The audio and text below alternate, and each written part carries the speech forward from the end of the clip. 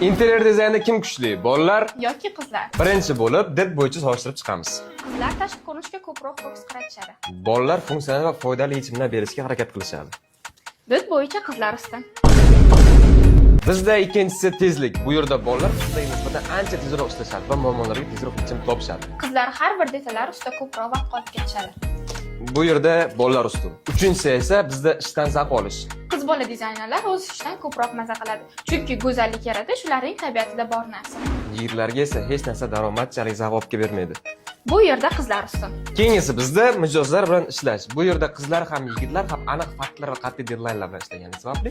Va bu yerda qizlar ham yigitlar ham teng. Keyingisi bizda texnik ko'nikma. Umumiy olib qarasak, o'g'il bola qizlarga nisbatan texnik ko'nikmalar va dasturlar bilan yaxshi ishlay oladi. Tan olaman, dasturlar bilan o'g'il bolalar ko'proq ishlashadi. Bu ham bir mashina haydashda gap.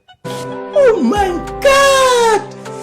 Wow! Va bizda oxirgisi daromad qilish. Nima deb o'ylaysizlar? Bu yerda qizlar ko'proq daromad qiladimi yoki bolalar? Va bu yerda tenglik. Sababi daromad qilish bu jinsga bog'liq emas. Qiz bola bo'lasizmi, o'g'il bola bo'lasizmi? Bu dizaynerning tajribasi va olgan mas'uliyatiga bog'liq. Interior dizayn bo'yicha qiziqarli ma'lumot uchun bizning sahifamizga obuna bo'ling.